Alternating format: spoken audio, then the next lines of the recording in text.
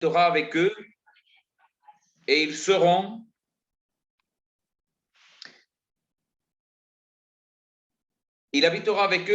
son peuple et Dieu lui-même sera avec eux. Il essuiera toutes larmes de leurs yeux et la mort ne sera plus et il n'y aura plus ni deuil, ni cri, ni douleur, car les premières choses ont disparu. Et celui qui était assis sur le trône dit, voici, j'ai fait toutes choses nouvelles. Et il dit, écris, car ces paroles sont certaines et véritables. Et il me dit, c'est fait. Je suis l'alpha et l'oméga, le commencement et la fin. À celui qui a soif, je donnerai de la source de l'eau de vie gratuitement. Celui qui vaincra héritera ces choses. Je serai son Dieu et il sera mon fils.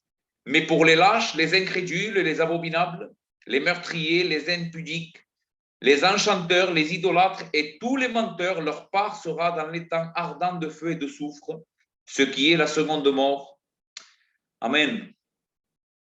Mes frères, ce que nous venons de lire ensemble est une description extraordinaire de l'espérance glorieuse que l'Évangile nous donne.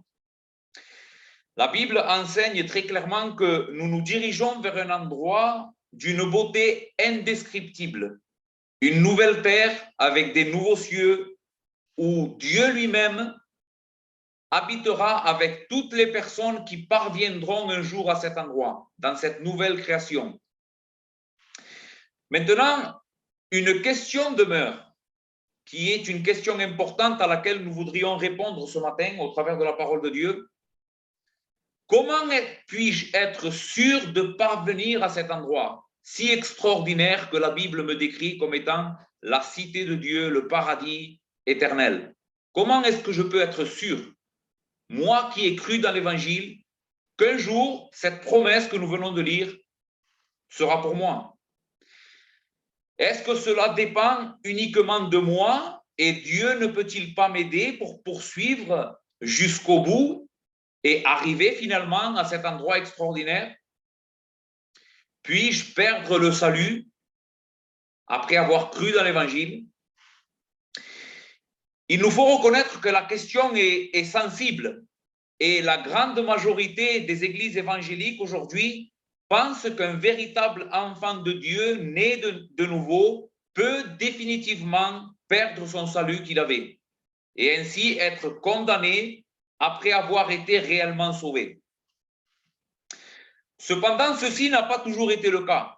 Si nous regardons dans l'histoire de l'Église, l'immense majorité des pères de la foi, de nos pères dans la foi, de ceux qui ont cru avant nous, ont été convaincus que les Écritures enseignent qu'il y a une sécurité éternelle du salut pour ceux qui véritablement ont cru.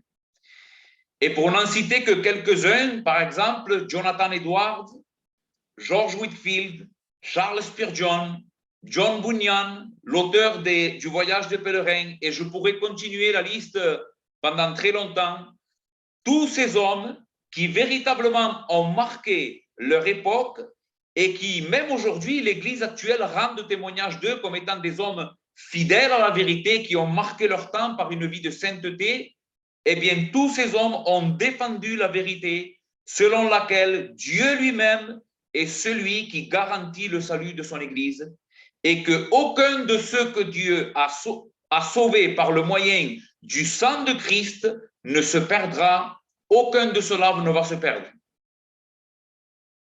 Donc nous voyons que dans l'Église, dans l'histoire de l'Église, des hommes, véritablement des hommes de Dieu, ont défendu cette vérité, qu'il existe une sécurité du salut. Il y a deux documents dans l'histoire de l'Église qui sont peut-être les documents les plus fidèles dans l'histoire du protestantisme particulièrement, qui sont la confession de foi de Westminster, qui a été rédigée en 1647, et celle des baptistes réformés, qui est la nôtre, de 1689, qui vraiment aussi témoignent de cette vérité avec force et clarté. Et je voudrais vous lire ce matin le paragraphe de notre confession de foi qui parle justement de la sécurité du salut. Et le texte dit ainsi: « Ce que Dieu a accepté en son bien-aimé, qu'il a efficacement appelé et sanctifié par son esprit, ceux à qui il a donné la foi précieuse des élus ne peuvent ni totalement ni définitivement déchoir de l'état de grâce, mais ils y persévéreront certainement jusqu'à la fin et seront éternellement sauvés, puisque les dons et l'appel de Dieu sont sans repentance. Il fera naître et croître en eux la foi, la repentance, l'amour, la joie, l'espérance et toutes les grâces de l'Esprit en vue de l'immortalité. Bien que de nombreux orages et tempêtes se lèveront et les frapperont, ils ne seront jamais capables de les arracher aux fondements et aux rochers auxquels ils sont attachés par la foi. Bien qu'en raison de l'incroyance et des tentations de Satan, leur perception de la lumière et de l'amour de Dieu puisse être pour un temps voilée et obscurcie, lui, Dieu, demeure toujours le même. Et ils auront l'assurance d'être gardés par la puissance de Dieu pour le salut. Ils se réjouiront des richesses qui leur ont été acquises, d'autant qu'ils ont été gravés sur la paume de ses mains et que leur nom a été écrit de toute éternité dans le livre de vie. Maintenant, écoutez bien le paragraphe 2 parce qu'il était très important. Cette persévérance des saints ne dépend pas de leur libre arbitre, mais de l'immutabilité du décret de l'élection, lequel découle du libre, immuable amour de Dieu le Père, de l'efficacité du mérite et de l'intercession de Jésus-Christ et de l'union avec lui, du serment de Dieu, de la présence permanente de son esprit et de la semence de Dieu en eux et de la nature de l'alliance de grâce. De tout cela résulte son caractère certain et infaillible. Je sais qu'il y a beaucoup de choses à dire selon ce que nous venons de lire et ce que ces hommes de Dieu ont écrit, mais il est très important que nous voyions avec quelle précision ces hommes de Dieu ont témoigné de cette vérité.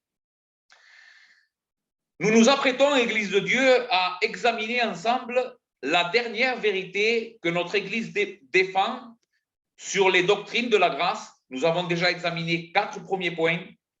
Et une fois encore, mon objectif est d'être le plus simple possible ce matin, tout en étant le plus convaincant et fidèle aux Écritures que je le peux. La vérité sur la persévérance des saints ou la préservation des saints s'impose à nous comme une évidence après avoir vu comment le plan de Dieu pour le salut de son peuple se dévoile dans les Écritures. Et laissez-moi vous rafraîchir la mémoire par rapport à ce que nous avons déjà vu ensemble durant ces dernières semaines. Donc, Michel avait commencé cette série de prédications en nous parlant de l'état de l'homme dans le péché, de la dépravation totale ou de la corruption radicale. Qu'est-ce que nous avions vu lors de cette prédication? C'est la vérité selon laquelle l'homme est aussi incapable qu'un cadavre en ce qui concerne les choses spirituelles. À cause de la chute, dans le péché, toutes les parties qui le composent, c'est-à-dire son désir, son intelligence, sa volonté, sont radicalement infectées par le péché et maintenues sous le gouvernement et l'esclavage du péché. L'homme est dans une telle condition que, livré à lui-même, il est impossible de se tourner vers Dieu ou même de désirer la vie éternelle. Il lui est impossible. Ceci est la première vérité que nous avons appris ensemble. Deuxièmement, nous avons vu l'élection inconditionnelle.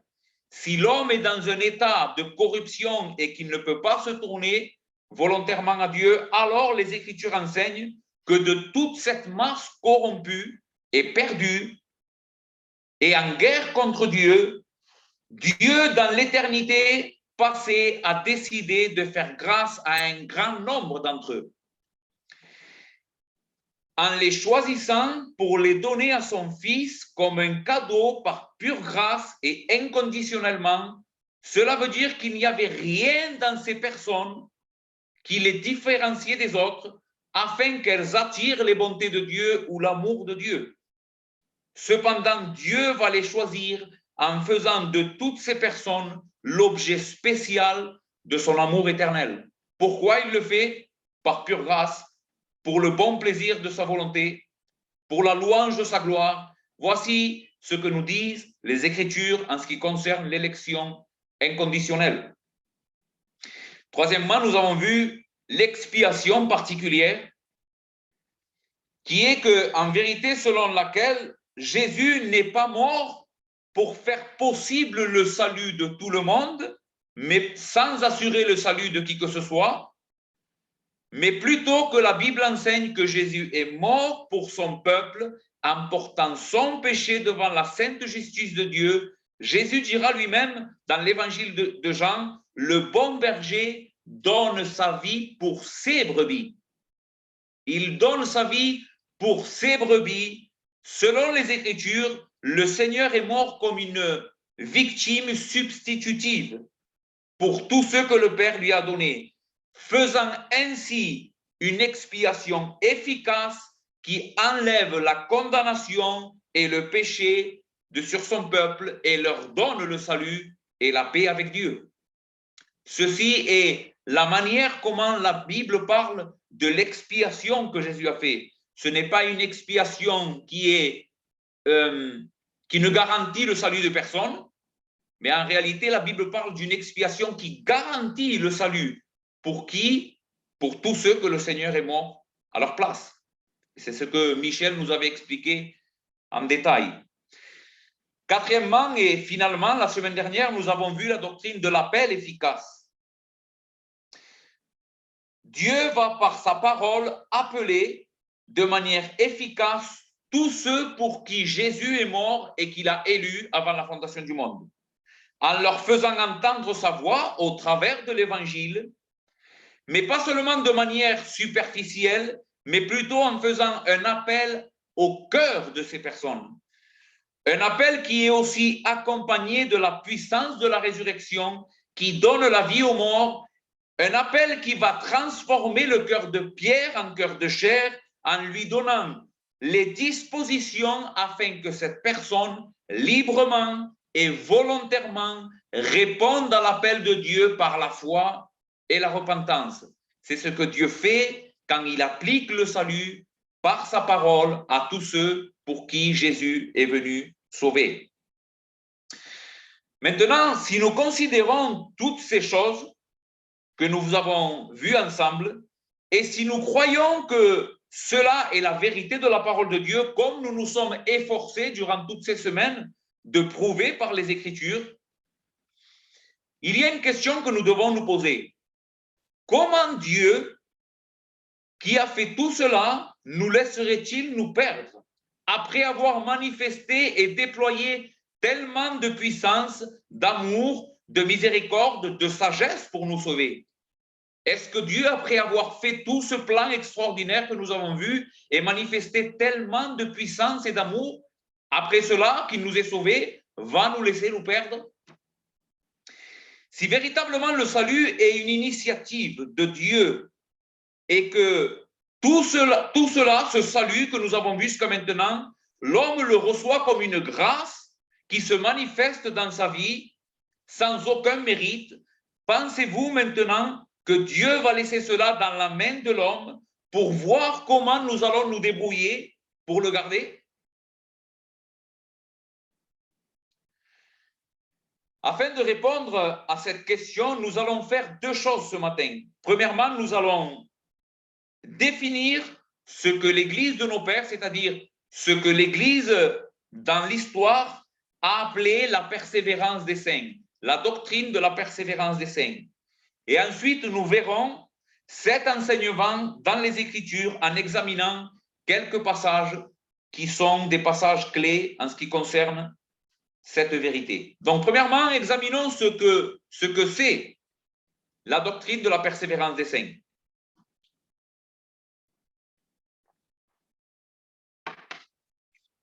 Quand nous examinons les Écritures, nous voyons que plusieurs fois la Bible dit que le salut est uniquement pour ceux qui persévéreront jusqu'à la fin, c'est-à-dire pour ceux qui persévéreront dans la foi jusqu'à leur mort ou le retour glorieux de Christ. Par exemple, Matthieu 24, versets 9 à 13, dit, la parole de Dieu dit ainsi, « Alors on vous livrera au tourment, et c'est Jésus qui parle, et l'on vous fera mourir et vous serez haïs de toutes les nations à cause de mon nom. Alors aussi, plusieurs succomberont et ils se trahiront, se haïront les uns les autres. Plusieurs faux prophètes s'élèveront et ils séduiront beaucoup de gens. Et parce que l'iniquité se sera accrue, la charité du plus grand nombre se refroidira. Mais celui qui persévérera jusqu'à la fin sera sauvé. Hébreux 10, verset 39. Paul, moi je pense que c'est Paul, mais celui qui a rédigé la lettre aux Hébreux va dire, nous ne sommes pas de ceux qui se retirent, c'est-à-dire de ceux qui ne persévèrent pas pour se perdre, mais de ceux qui ont la foi pour sauver leur âme. Donc nous voyons dans ces deux textes que la Bible dit que ceux qui vont être sauvés, ce sont ceux qui vont persévérer. Le témoignage le plus saisissant de cette vérité dans les Écritures est peut-être les paroles que notre Seigneur Jésus-Christ va dédier aux 7 églises dans l'Apocalypse. Au chapitre 1, verset 7, Jésus va dire « À celui qui vaincra, je donnerai à manger de l'arbre de la vie qui est dans le paradis de Dieu. » Chapitre 2, verset 11. « À celui qui vaincra n'aura pas à souffrir la seconde mort. » 2,17. À celui qui vaincra, je donnerai de la manne cachée et je lui donnerai un caillou blanc. Sur ce caillou est écrit un nom nouveau que personne ne connaît si ce n'est celui qui le reçoit. Chapitre 3, verset 5. À celui qui vaincra sera revêtu ainsi de vêtements blancs.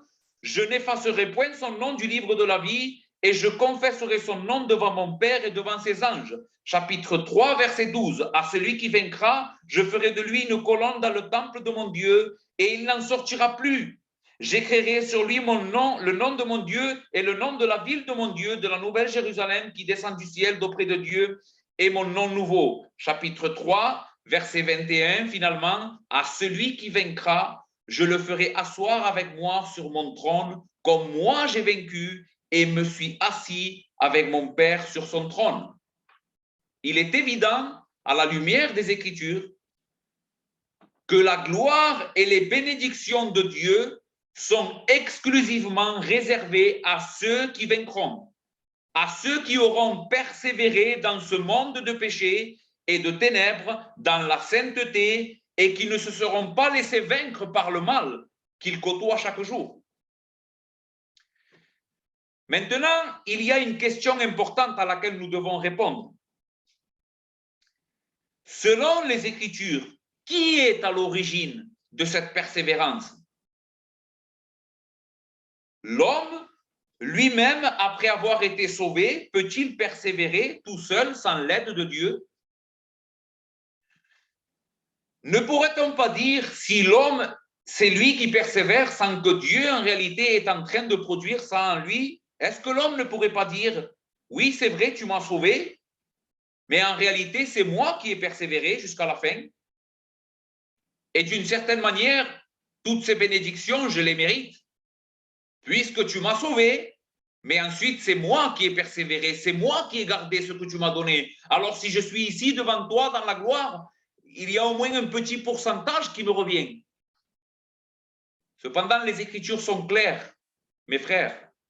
Dans Éphésiens 2, 8 à 9, la Bible dit qu'au jour que nous nous trouverons devant Dieu, nul homme, nulle femme, personne ne pourra se glorifier d'avoir parvenu dans la gloire. Personne.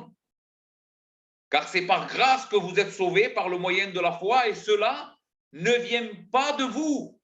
C'est le don de Dieu. Ce n'est point par les œuvres, afin que personne ne se glorifie. Personne ne pourra se glorifier de quoi que ce soit devant le trône de Dieu le jour où nous le verrons. Personne. Parce que du premier jour de notre salut jusqu'à l'entrée dans le paradis, cela a été une œuvre en nous et lui seul mérite la gloire.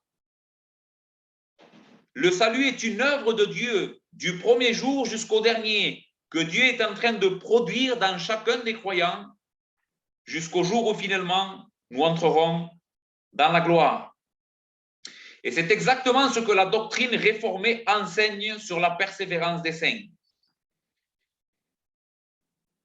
Elle enseigne que bien que ça soit nous qui persévérons dans la foi, cette persévérance en réalité est l'œuvre de Dieu par son esprit en nous.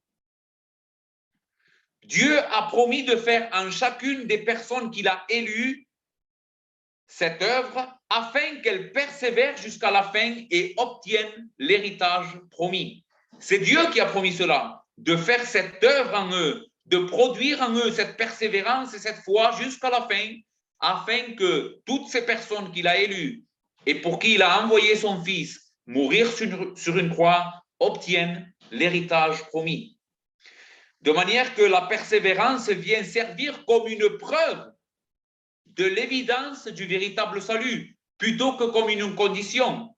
C'est une preuve du véritable salut dans tous ceux qui persévèrent. Qui sont les véritables enfants de Dieu? Ce sont ceux qui persévèrent.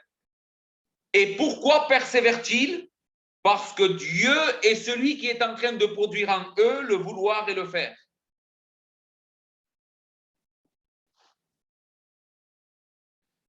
Bien sûr, nous avons tous autour de nous des personnes qui, durant un moment de leur vie, ont marché avec le Seigneur et qui, pour une raison ou une autre, ont abandonné le chemin de la foi. Et là, nous pourrions nous dire, mais oui, mais moi, je connais telle personne qui véritablement était un chrétien, qui véritablement avait cru dans l'Évangile, et maintenant, il s'est séparé de Dieu, et il n'est pas en train de marcher avec Dieu. Qu'est-ce qu'on peut dire de ces personnes? Est-ce que la Bible dit que ces personnes ont véritablement perdu le salut?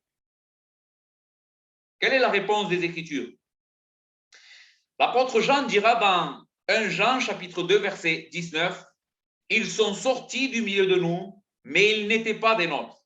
Car s'ils eussent été des nôtres, ils seraient demeurés avec nous. Mais cela est arrivé, donc ils sont sortis, afin qu'il fût manifesté que tous ne sont pas des nôtres. » Les Écritures sont claires.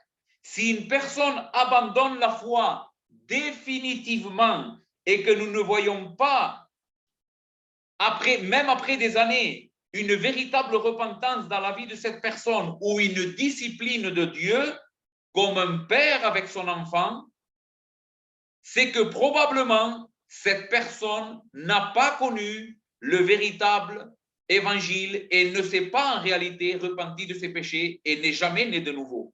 C'est pas qu'il a perdu le salut, c'est qu'en réalité les Écritures disent qu'il n'a jamais été sauvé. 1 Jean chapitre 2 verset 4, Jean dira, celui qui dit je l'ai connu, donc j'ai eu une relation avec lui, je connais le Seigneur Jésus-Christ, j'ai mis ma foi en lui, et qui ne garde pas ses commandements est un menteur et la vérité n'est point en lui. Ainsi, comment se manifeste quelqu'un qui a vraiment connu le Seigneur intimement? Ça se manifeste en gardant ses commandements, en persévérant dans la foi, en luttant jusqu'au bout. La sécurité du salut n'est pas pour les personnes qui ont fait une confession publique pour Christ et qui continuent à vivre dans le péché, pensant qu'elles peuvent vivre comme elles veulent dans le péché, et puisqu'elles ont été sauvées, maintenant, elles ne risquent plus de perdre leur salut. La sécurité du salut n'est pas pour ces personnes-là. La sécurité du salut n'est pas pour les personnes qui disent croire en l'Évangile et qui ne sont pas en train de renoncer quotidiennement, chaque jour, à leur péché et grandir en sainteté. La sécurité du salut n'est pas pour eux. La sécurité du salut n'est pas pour les personnes qui prétendent aimer Christ et croire en lui, mais qui disent ne me parle pas de son Église et moi je ne peux pas vivre ma vie avec les frères de l'Église. Ces personnes-là n'ont pas connu le Seigneur Jésus-Christ. Non, la sécurité du salut éternel est pour ceux qui sont en train de persévérer dans l'obéissance à la parole de Christ. Eux, oui, peuvent être sûrs de leur salut, uniquement eux. Ceux qui sont en train d'avoir de la persévérance dans l'obéissance à la parole de Dieu. Eux, oui, peuvent être sûrs de leur salut, car la persévérance est une évidence que l'Esprit de Dieu habite en eux. Comment je sais que je suis la demeure de l'Esprit?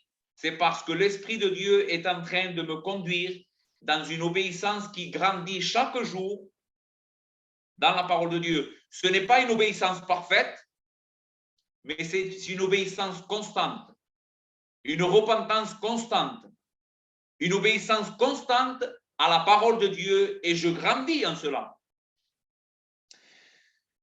Mon frère, ma soeur, mon ami, pour ceux qui m'écoutent, qui ne sont pas encore en Christ, comment est ta persévérance dans la voie de Dieu? Voici la véritable question que nous devons nous poser ce matin.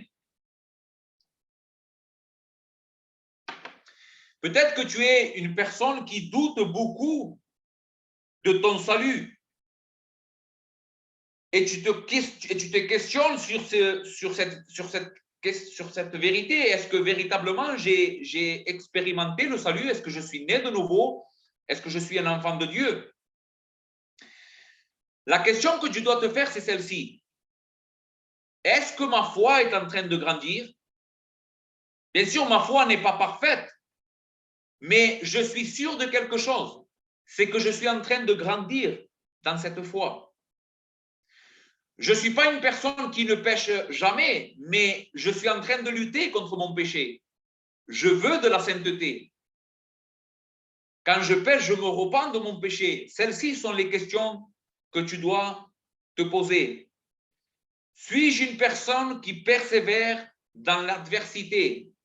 Est-ce que tu es une personne qui, malgré les vents contraires à ta foi, malgré que ta foi est attaquée, malgré que tu aies des luttes contre le péché, contre le monde et que c'est difficile, tous les jours dans la vie chrétienne, tu es une personne qui persévère. Si je regarde en arrière, je peux voir combien de fois j'ai été au bord d'abandonner, au bord du précipice. Presque j'allais jeter l'éponge. Mais aujourd'hui, je suis encore là.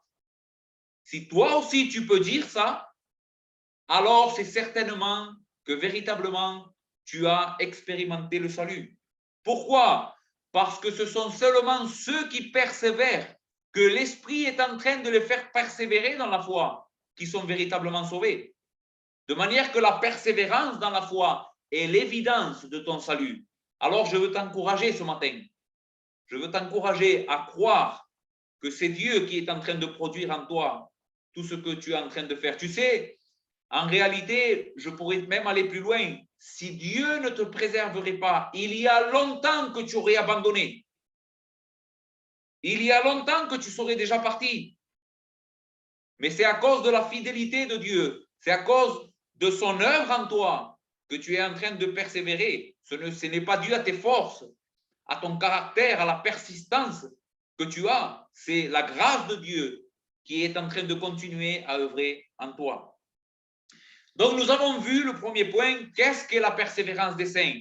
La persévérance des saints, c'est la vérité selon laquelle ce sont ceux qui vont persévérer jusqu'à la fin qui vont hériter la vie éternelle, mais cette persévérance est le fruit de la grâce de Dieu. Elle est la grâce de Dieu en train de se déployer dans la vie de la personne qui a été sauvée. Ainsi, la persévérance est une des facettes de ce salut que Dieu nous donne par grâce. Oui, nous sommes en train de persévérer, mais c'est lui qui est en train de produire en nous cela. Ce n'est pas quelque chose que nous méritons, ce n'est pas quelque chose pour lequel Dieu devrait nous récompenser, mais c'est plutôt quelque chose qui fait partie de son salut et de la manifestation de son amour pour son peuple. Maintenant, voyons quelques textes dans les Écritures qui témoignent de cette vérité, et je ne vais pas en réalité beaucoup commenter ces textes car par eux-mêmes, ils affirment cette vérité. Dans les Écritures, il y a trois choses qui garantissent le salut du peuple de Dieu. Ce sont les trois choses que chacune des trois personnes, donc du Père, du Fils et du Saint-Esprit, de la personne de Dieu, de la Trinité de Dieu, s'est engagée à faire pour garantir le salut de son peuple. Le Père a engagé la gloire et l'honneur de son nom dans l'alliance qu'il a conclue pour le salut avec son peuple. Le Fils s'engage à venir racheter par son sang tous ceux que le Père a choisis et à être leur souverain sacrificateur et à intercéder pour eux. Et l'Esprit s'engage à être celui qui gardera et conduira chacune de ces personnes que le Père a choisies et que le Fils est venu racheter jusqu'à la gloire. Voici comme les Écritures témoignent de cette garantie que nous avons dans le Dieu trinitaire en ce qui concerne notre salut. Notre salut est sûr, mes frères, parce que les trois personnes de la Sainte Trinité se sont engagées à faire chacune d'entre elles une œuvre spéciale afin de garantir le salut de son peuple. Ce n'est pas quelque chose qui dépend en dernière instance de nous, c'est quelque chose qui dépend de Dieu et de son honneur et de son nom. Et nous allons le voir dans les Écritures. Dans Ézéchiel 36, versets 22 à 26, nous trouvons là encore une des descriptions de la nouvelle alliance, de la promesse que Dieu va faire à son peuple en ce qui concerne son alliance éternelle, son alliance pour le salut en Jésus-Christ. Michel Patito a lu tout à l'heure un texte que nous lirons aussi dans Jérémie, où Dieu va aussi parler de cette alliance. Et le texte d'Ézéchiel dit ainsi: c'est pourquoi dis à la maison d'Israël, ainsi parle le Seigneur l'Éternel. Ce n'est pas à cause de vous, écoutez bien, que j'agis de la sorte, maison d'Israël, c'est à cause de mon nom que vous avez profané parmi les nations où vous êtes allés.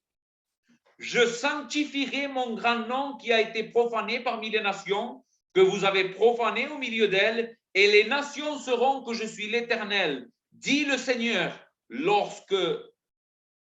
quand je serai sanctifié par vous sur leurs yeux. Premier élément que nous voyons dans ce texte, c'est que Dieu est en train d'ici de nous donner une raison pour laquelle il va sauver son peuple. Et il va dire, ce n'est pas à cause de vous, maison d'Israël.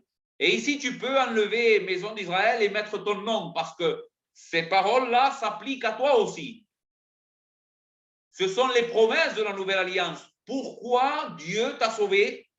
Comme nous l'avons vu depuis le début de cet enseignement, ce n'est pas parce qu'il y avait quelque chose de bon en toi. La raison n'est pas en toi. La raison est en lui. C'est à cause de son nom. C'est à cause de sa gloire. C'est à cause de sa réputation et parce que Dieu veut faire connaître à travers toi l'immensité de sa grâce. C'est à cause de cela que Dieu t'a sauvé. Ce n'est pas à cause de toi. Ce n'est pas à cause de vous, maison d'Israël, que j'agis de la sorte. C'est à cause de mon nom. Parce que toi et moi aussi, nous étions des créatures perdues, des créatures que Dieu a créées à son image, qui normalement aurions dû glorifier son nom, mais nous avons profané son nom au milieu des nations dans lesquelles nous habitions. Et Dieu, pour glorifier son nom, afin que son nom soit glorifié au milieu des nations, un jour t'a sauvé, t'a appelé à sa gloire, t'a transporté dans le royaume de lumière. Et maintenant, tu es en train de témoigner de ce Dieu de gloire. Et tout cela, nous le devons à sa grâce et à sa bonté. Donc, la première chose que nous voyons dans le texte, c'est que la raison pour laquelle Dieu sauve son peuple, c'est à cause de son nom, pour sa gloire et pour son honneur. Voyons maintenant comment il va le faire. Je vous retirerai d'entre les nations, je vous rassemblerai de tous les pays et je vous ramènerai dans votre pays. Je répandrai sur vous une eau pure et vous serez purifiés. Je vous purifierai de toutes vos souillures et de toutes vos idoles. Je vous donnerai un cœur nouveau et je mettrai en vous un esprit nouveau. J'ôterai de votre corps le cœur de pierre et je vous donnerai un cœur de chair. Je mettrai mon esprit en vous et je ferai en sorte que vous suiviez mes ordonnances et que vous observiez et pratiquiez mes lois. Ce texte est extraordinaire. Il nous montre ce que Dieu fera pour la gloire de son nom et afin de sauver son peuple. Dieu promet de sanctifier son peuple, de le purifier par sa parole et son esprit, en lui donnant un cœur nouveau, un cœur de chair, un cœur sensible à sa parole. C'est tout ce que nous avons vu jusqu'à maintenant dans l'œuvre du salut, par l'appel efficace. Dieu ne fait pas seulement entendre sa parole à ses élus, mais il va transformer radicalement leur nature en leur donnant une nature sanctifiée, obéissante et repentante. C'est ce que Dieu va faire dans le salut. Et c'est exactement ce que nous voyons ici dans la promesse que Dieu va faire à son peuple. Il promet un cœur nouveau. Mais il y a un élément très important par rapport à ce que nous sommes en train de voir ce matin. Dans le verset 27, il va dire « Je mettrai mon esprit en vous et je ferai en sorte que vous suiviez mes ordonnances et que vous observiez et pratiquiez mes lois. » Une question très importante. Qui, selon le texte, est celui qui s'occupera de faire que le peuple obéisse la loi de Dieu et garde le commandement? C'est Dieu qui se compromet à faire quelque chose dans le cœur du peuple qu'il va sauver afin que ce peuple soit obéissant et persévère dans ses voies. Si Dieu ne ferait pas cette œuvre dans le cœur de ce peuple s'éloignerait de lui, comme souvent ça a été le cas du peuple d'Israël. Combien de fois le peuple d'Israël qui avait la parole de Dieu, mais qui n'avait pas cette alliance nouvelle, qui n'avait pas cette loi écrite dans son cœur, cette loi était simplement des lois écrites dans des tables de pierre. Combien de fois ils se sont éloignés de cette alliance? Combien de fois ils n'ont pas gardé la fidélité à l'Éternel? Mais Dieu, dans la nouvelle alliance, promet de faire quelque chose de plus. Il graverait ses lois dans nos cœurs, de manière à que nous obéissions à ces lois et gardions ses préceptes. C'est ce que nous avons lu tout à l'heure aussi, et que la Bible affirme encore dans Jérémie 32. « Voici, je les rassemblerai de tous les pays où je les ai chassés dans ma colère, dans ma fureur et dans ma grande irritation. Je les ramènerai dans ce lieu et je les ferai habiter avec sécurité. Ils seront mon peuple et je serai leur Dieu. » Regardez maintenant. Je leur donnerai un même cœur et une même voix afin qu'ils me craignent toujours pour leur bonheur et celui de leur enfant. Je traiterai avec eux une alliance éternelle. Je ne me détournerai plus d'eux, je leur ferai du bien et je mettrai ma crainte dans leur cœur afin qu'ils ne s'éloignent point de moi. Encore une fois, nous voyons dans le décret de cette nouvelle alliance, dans la parole de Dieu, dans ce que Dieu s'engage à faire pour son peuple, une promesse extraordinaire, que dans le cœur de ce peuple qui serait dans la nouvelle alliance, Dieu s'engagerait à l'obéissance. Dieu s'engagerait à faire quelque chose pour que ce peuple obéisse.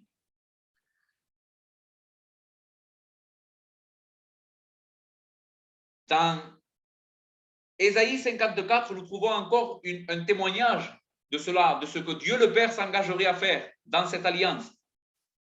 Dans un instant de ma colère, je t'avais un moment dérobé ma face, Dieu va dire à son peuple, mais avec un amour éternel, j'aurai compassion de toi, dit ton Rédempteur l'Éternel.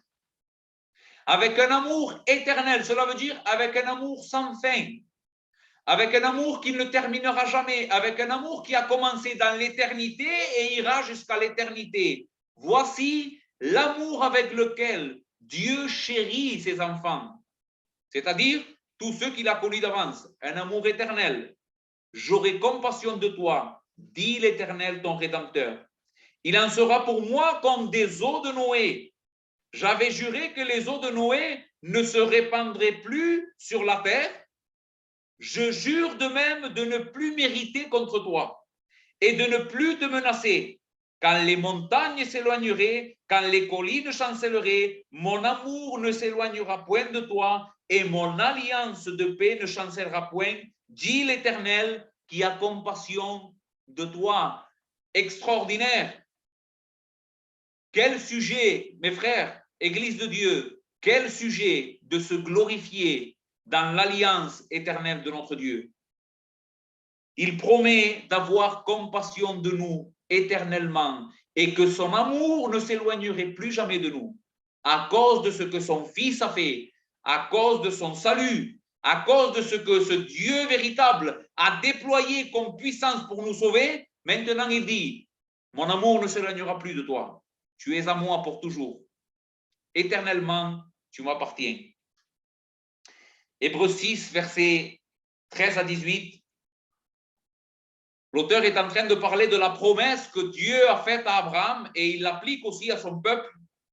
Lorsque Dieu fit la promesse à Abraham, ne pouvant jurer par un plus grand que lui, il jura par lui-même et dit, certainement, je te bénirai et je multiplierai ta postérité. Et c'est ainsi qu'Abraham, ayant persévéré, obtint l'effet de la promesse. Or, les hommes jurent par celui qui est plus grand qu'eux, et le serment est une garantie qui met fin à tous leurs différends. C'est pourquoi Dieu, écoutez bien, voulant montrer avec plus d'évidence aux héritiers de la promesse l'immutabilité de sa résolution, intervient par un serment, afin que par deux choses immuables, dans lesquelles il est impossible que Dieu mente, nous trouvions un puissant encouragement, nous, dans le seul refuge a été de saisir l'espérance qui nous était proposée. Ce que ce texte est en train d'affirmer, c'est que le peuple de Dieu peut avoir une garantie au travers de tous ces textes que nous avons lus, où Dieu promet cette alliance éternelle avec son peuple. Dieu a juré par lui-même et a garanti toutes ces bénédictions pour son peuple. Et dans cette promesse, nous pouvons nous accrocher et avoir un sujet de se glorifier et d'être sûr de ce salut, parce que Dieu ne peut pas mentir. Dieu ne peut pas mentir. Dieu maintenant ne peut pas retirer sa grâce à ceux qu'il a promis de sauver. C'est impossible.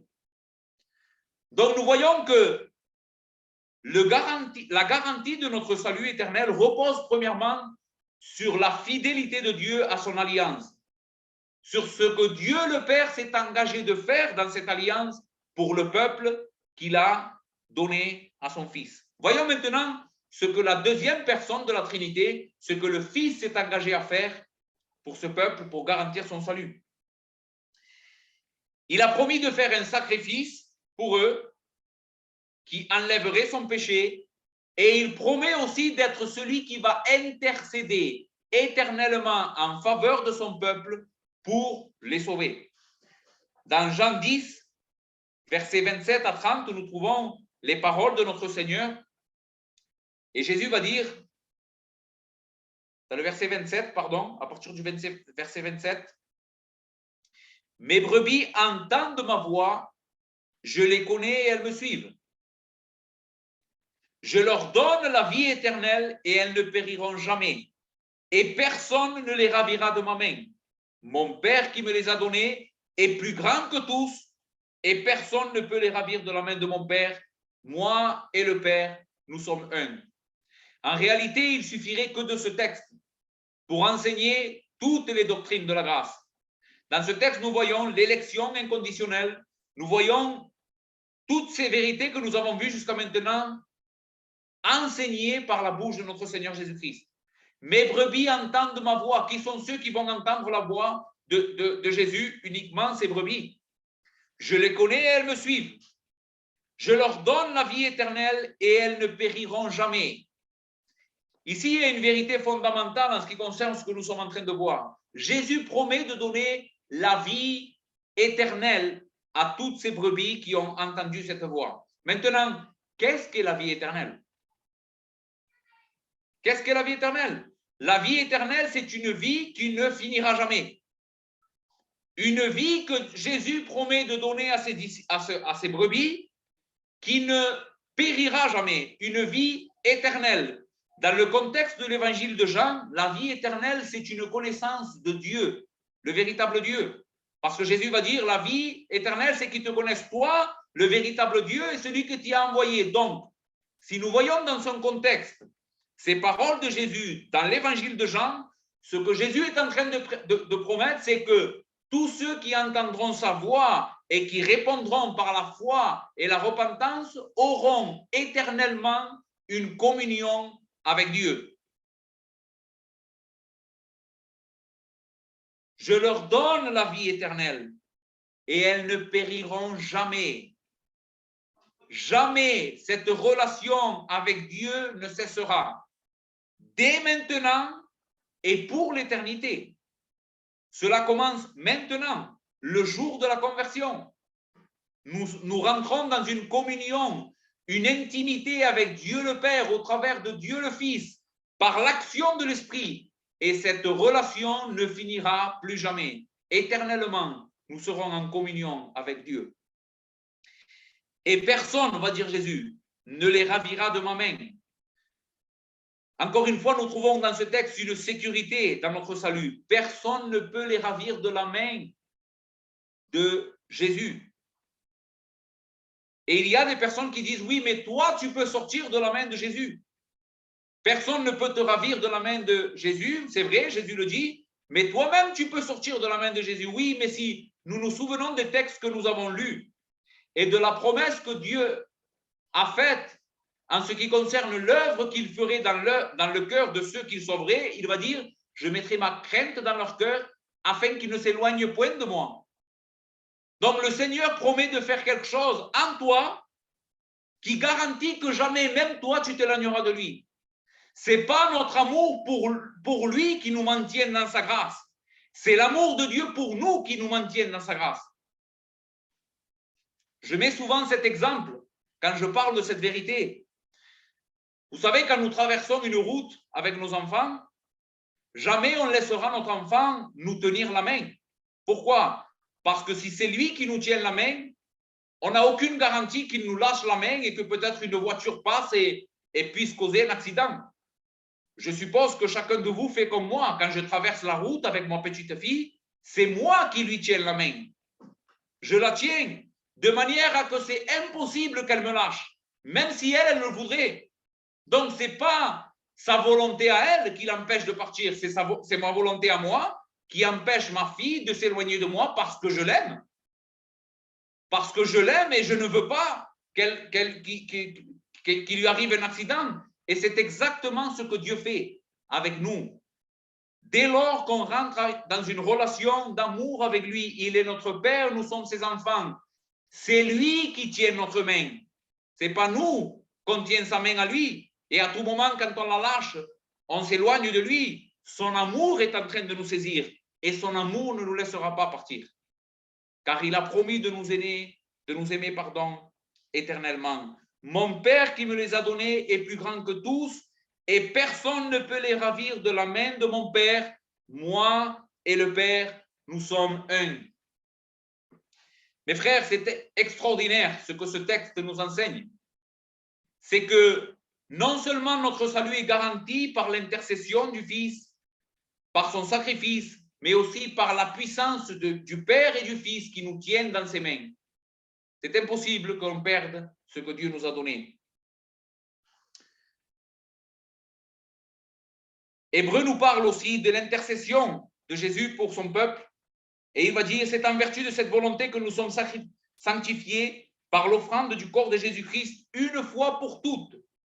Et tandis que tout souverain sacrificateur fait chaque jour le service et offre souvent les mêmes sacrifices qui ne peuvent jamais ôter les péchés, lui, après avoir offert un seul sacrifice pour les péchés, s'est assis pour toujours à la droite de Dieu, attendant désormais que ses ennemis soient devenus son marchepied. Car par une seule offrande, il a amené à la perfection pour toujours ceux qui sont sanctifiés.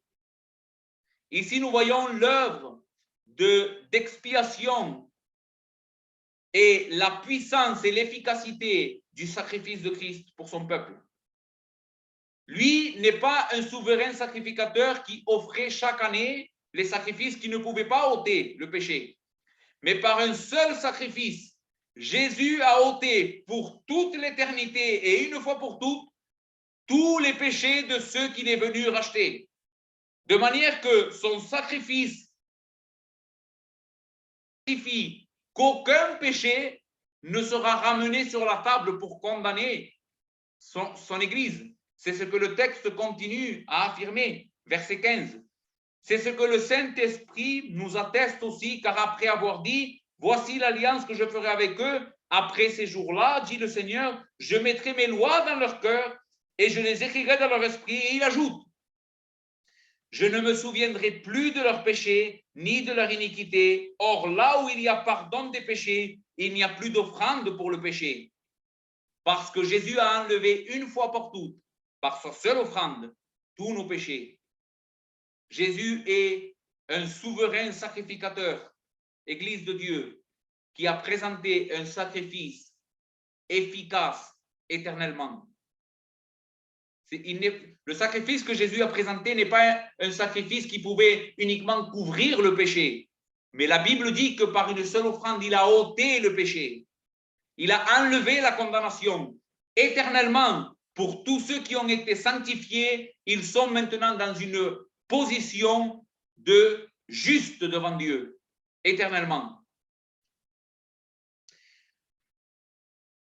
Je voudrais aussi parler, parce qu'il ne me reste pas beaucoup de temps, de l'œuvre de l'Esprit. Donc nous avons vu l'œuvre du Père qui garantit par son alliance le salut de son Église, en promettant de faire quelque chose dans le cœur de ce peuple qui ne s'éloignerait plus jamais d'eux.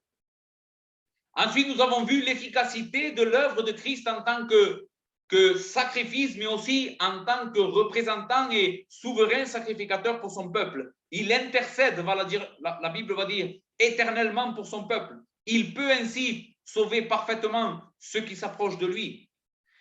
Mais aussi, l'Esprit garantit que le salut que Dieu nous a donné est sûr. Et c'est ce que je voudrais voir dernièrement avec vous. Dans Éphésiens 1, chapitre 1, versets 13 à 14, la Bible dit ainsi, « En lui, vous aussi, après avoir entendu la parole de la vérité, l'évangile de votre salut, en lui vous avez cru et vous avez été scellés du Saint-Esprit qui avait été promis. » Ici, nous voyons premièrement une vérité très importante en ce qui concerne la sécurité du salut.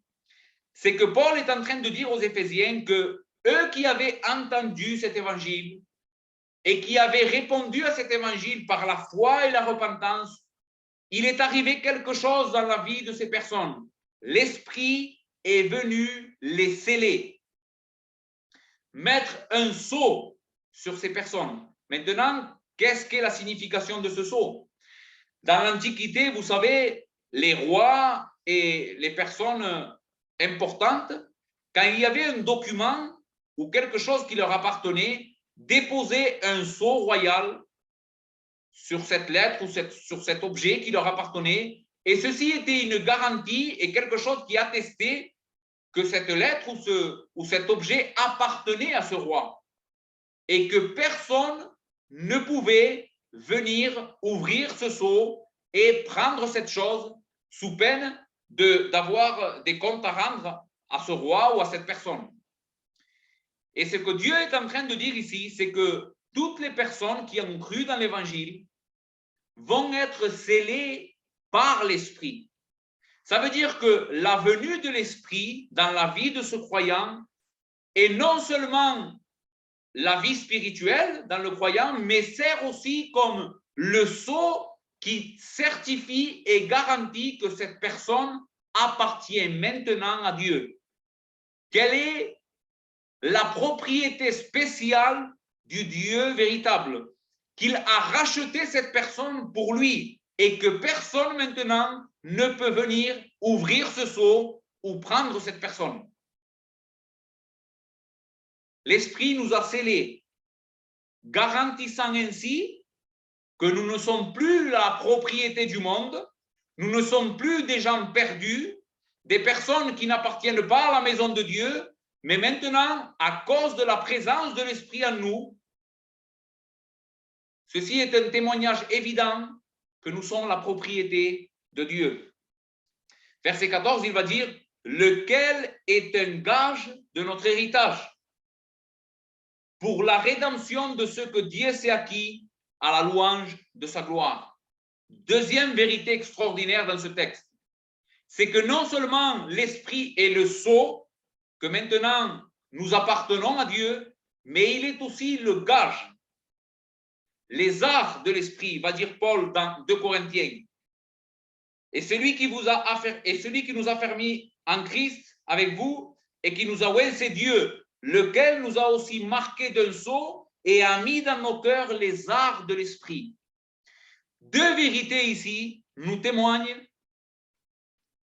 de la garantie de la présence de l'Esprit dans nos vies en ce qui concerne la sécurité du salut. Donc, nous avons vu la première chose, c'est que l'Esprit va nous marquer d'un sceau, garantissant ainsi que nous sommes la propriété spéciale de Dieu et que personne maintenant ne peut venir ouvrir ce sceau. Mais la Bible aussi parle du gage ou des arts de l'Esprit. Cela veut dire que la présence de l'Esprit en nous est un acompte de ce que Dieu promet de faire au jour de la rédemption. Pourquoi nous pouvons être sûrs que Dieu terminera ce qu'il a commencé en nous parce qu'il a donné déjà un acompte à notre vie? Vous savez, quand quelqu'un, par exemple, achète une maison et il va aller voir le propriétaire de cette maison et il va dire, voilà, moi, je vais m'engager et on va aller devant le notaire et je vais signer un papier en promettant vous achetez votre bien, vous achetez votre maison. Mais écoutez, je vais vous donner un gage, je vais vous donner un premier versement qui garantit que bientôt je reviendrai et je verserai ce qui reste à vous payer afin que cette propriété m'appartienne. Et ce que la Bible est en train de nous dire dans ce verset, c'est que Dieu a déposé en nous les arts de l'esprit. Ça veut dire qu'il a donné déjà une partie de ce salut, qu'il promet aussi de donner au jour de la rédemption. Donc, tous ceux qui appartiennent à Dieu, qui ont été scellés par l'Esprit et à qui Dieu a donné les arts de l'Esprit, sont aussi certains de recevoir tout l'héritage au jour où Christ apparaîtra dans les nuées pour sauver son peuple. Cette vérité ne dépend pas de ta fidélité. Cette vérité dépend de la fidélité de Dieu.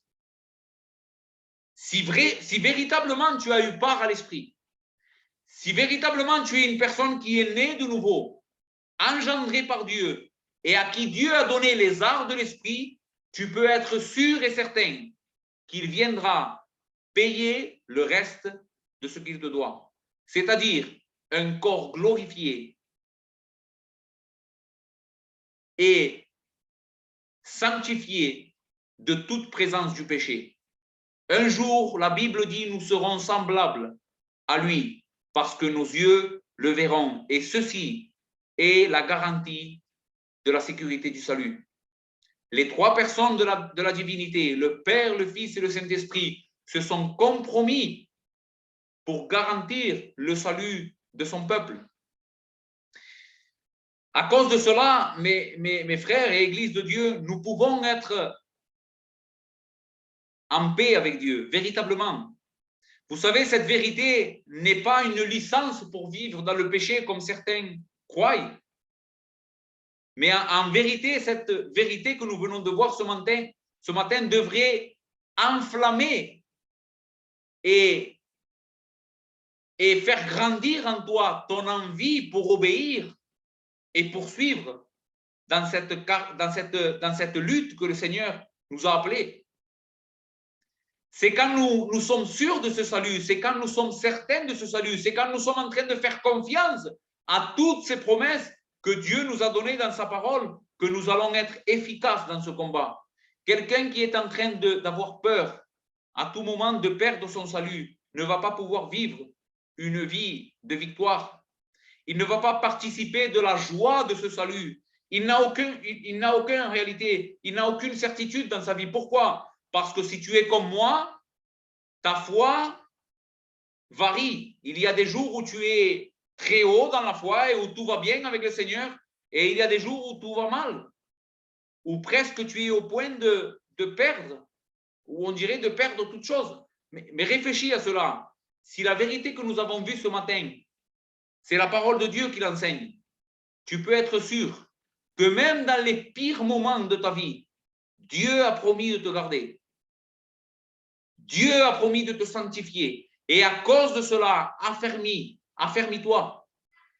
Affermis cette vocation que tu as reçue. Fais sûr ta vocation et ton élection. Car en faisant cela, tu ne broncheras pas.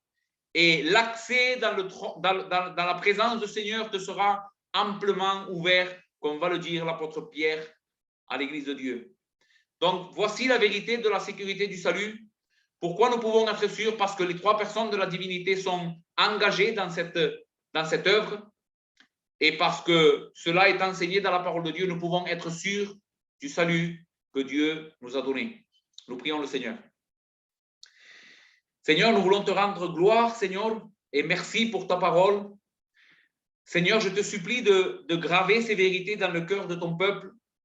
Je sais que certainement, il y a d'autres choses à dire sur ces vérités. Il y a, Seigneur, d'autres trésors, d'autres textes à méditer ensemble, Seigneur, mais déjà, avec ces vérités que nous avons vues, nous voulons, Seigneur, affermir notre foi. Nous voulons déposer notre confiance en ton esprit, en ton œuvre que tu as promis de faire en nous. Et, Seigneur, être tranquille en ce qui concerne notre salut, Seigneur. Merci pour ce que tout dépend de toi. Merci parce que ta grâce est abondante. Merci parce que tu as pardonné nos péchés. Merci pour toutes ces choses au nom de ton Fils Jésus-Christ. Amen.